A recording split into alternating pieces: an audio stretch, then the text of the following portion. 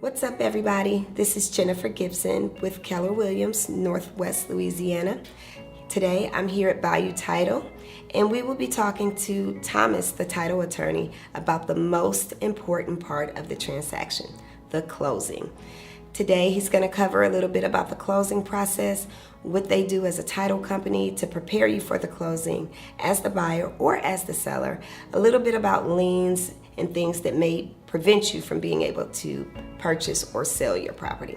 So I hope you find this educational.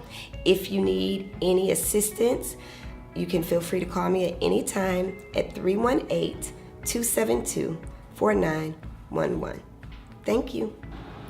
What's up, everybody? This is Jennifer Gibson with Keller Williams, Northwest Louisiana.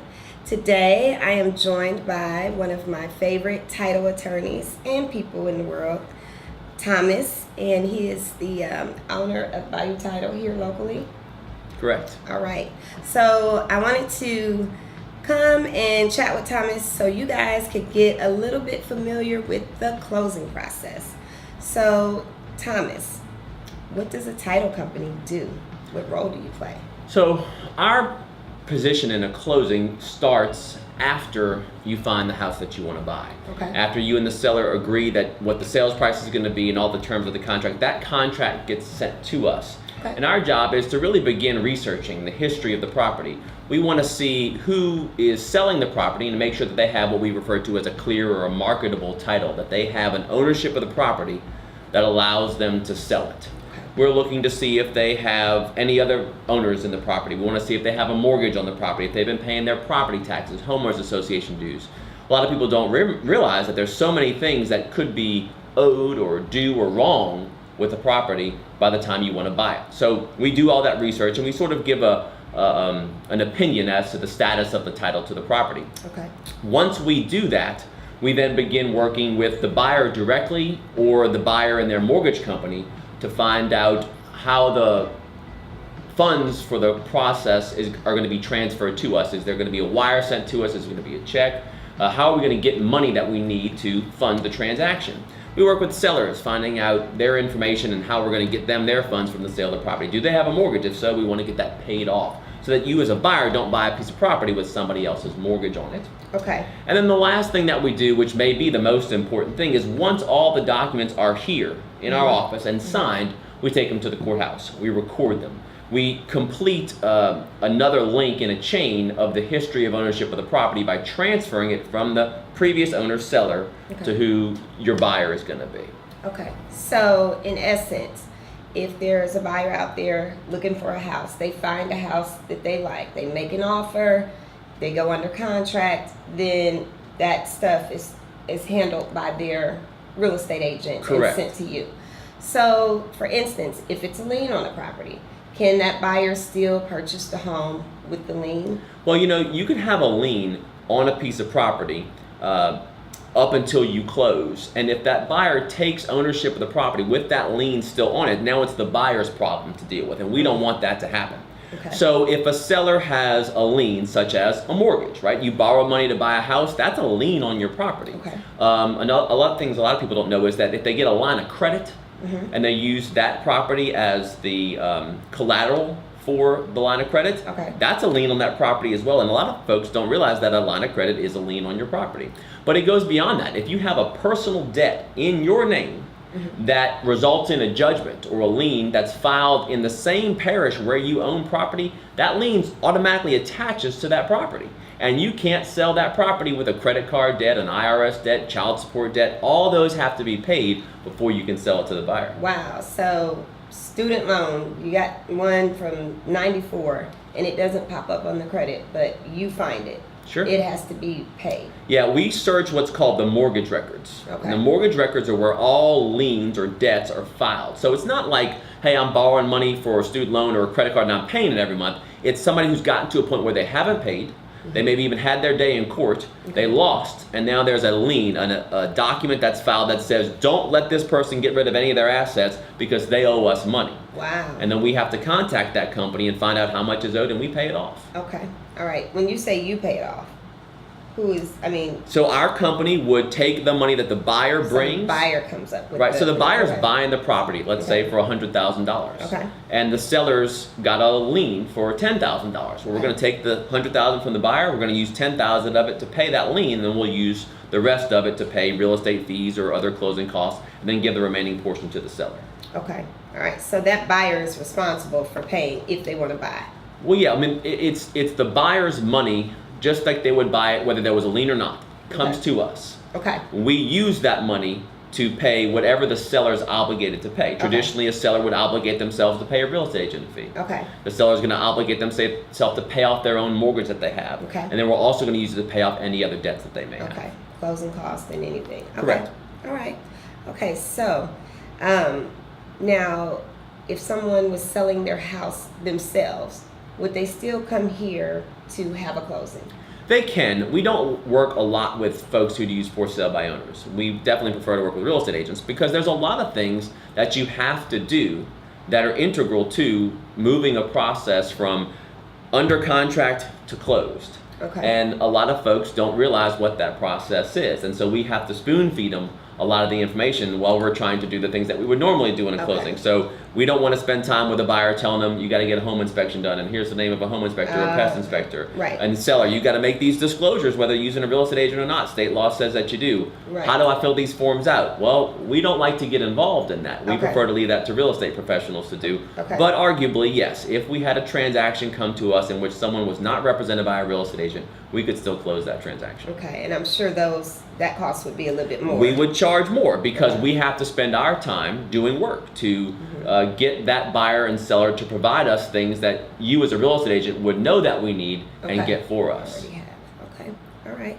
So let's talk a little bit about title insurance, because I didn't know at the beginning of my career I would see on the good faith estimates from the mortgage company lender's title insurance, and then my buyer would be asked if they want to purchase title insurance at the closing table. So there's two different policies. That's correct. Okay. So let's talk about in essence what title insurance is. First of all, any insurance product of any kind, homeowners, life insurance, car insurance, it's a contract. It's an agreement between the insurance company and the insured. That if something goes wrong with whatever we have insurance over, my life, my car, my home, my title to my property, you'll help me out.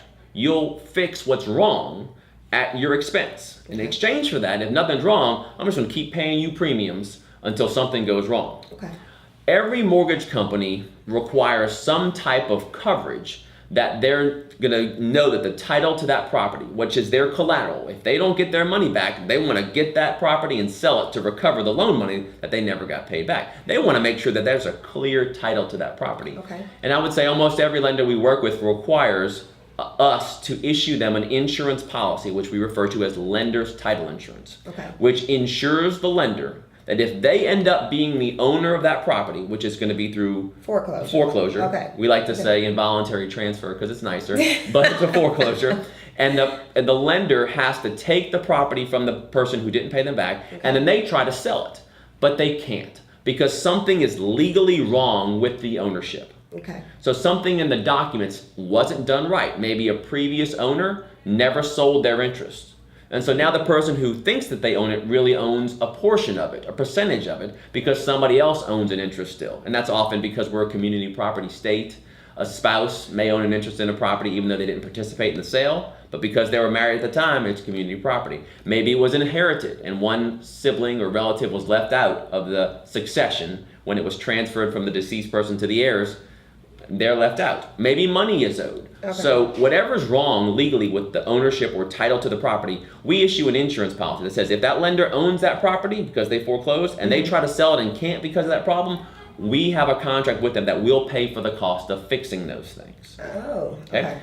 Now that in no way protects a buyer or an owner of the property at all. Okay. Because the only way that insurance policy ever comes into effect is if they've been foreclosed on and they don't own the property anymore. Okay. So if an owner of a piece of property who buys it gets an insurance policy for themselves, which we call owner's title insurance. So you have the lenders, now you have the owners. Same contract. We will indemnify them for any losses associated with the legal rights to the property, including the other owners, sometimes including boundary disputes, and then of course covering any debts or liens that that person's property is encumbered by. It's burdened by, this property owes somebody money. Think of it that way. And so we say, look, if that happens, we will cover the costs. Think of a new construction. Okay. So you hire a contractor and they use subcontractors who they pay to put in cement or walls or a roof or windows or whatever.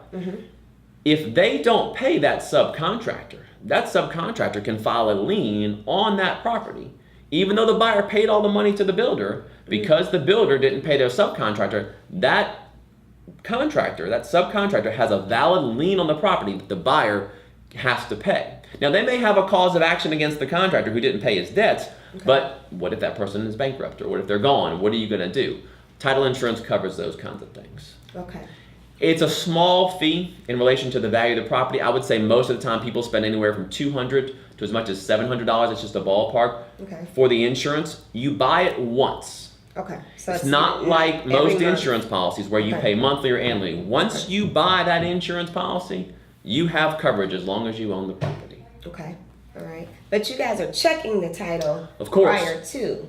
Our job is to make sure that that title is clear.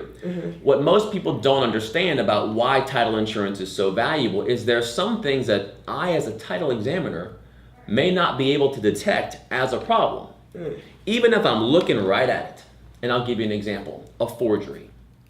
Let's say someone comes to me and says, here's a notarized document. It's got 2 witnesses, it's got a notary, and it's signed by John Doe. And I look at it and I accept it, and I use that to transfer a title.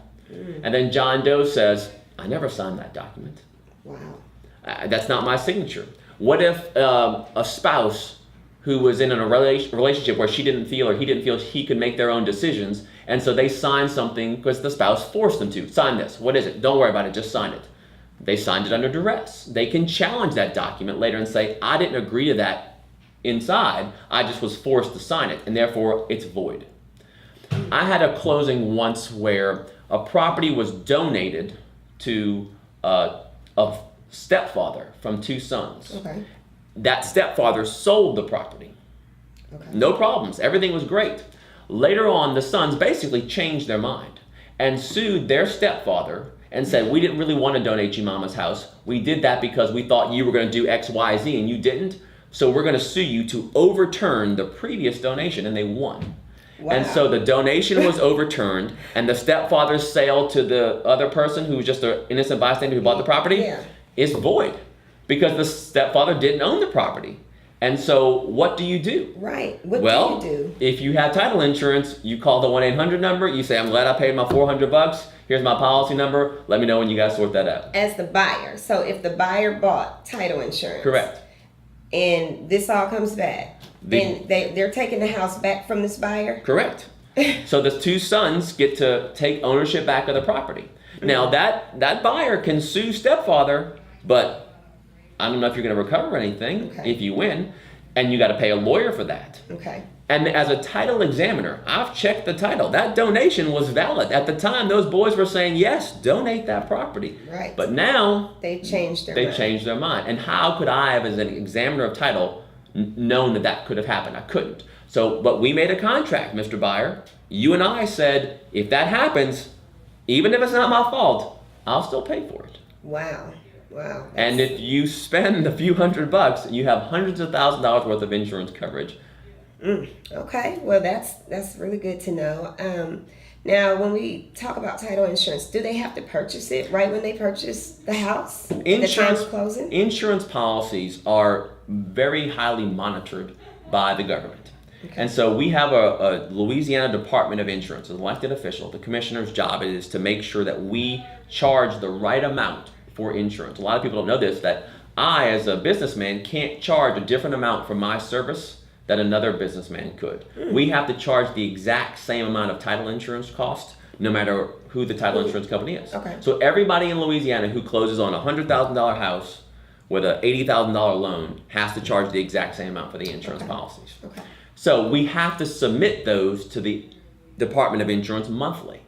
And we submit them on a monthly basis. So if I've submitted the insurance policies for this month, and you come back and say, I want to buy that insurance, Well, I can sell it to you, but I have to charge you more because the month where you purchased the property has passed, and so I've got to redo more stuff, and I've got to submit a new policy, so you don't qualify for a discount that I previously could have given you. So you can always buy it, but it's going to cost you more later. So you do want to make that decision at or before closing. And I would say 95% of people buy the owner's title insurance. Okay, so it's something that can be purchased 5 years down the line. Right. If you walked in and said, I bought this house 10 years ago, I want to insure it, I would research the title and I would issue an insurance policy on it if it was clear.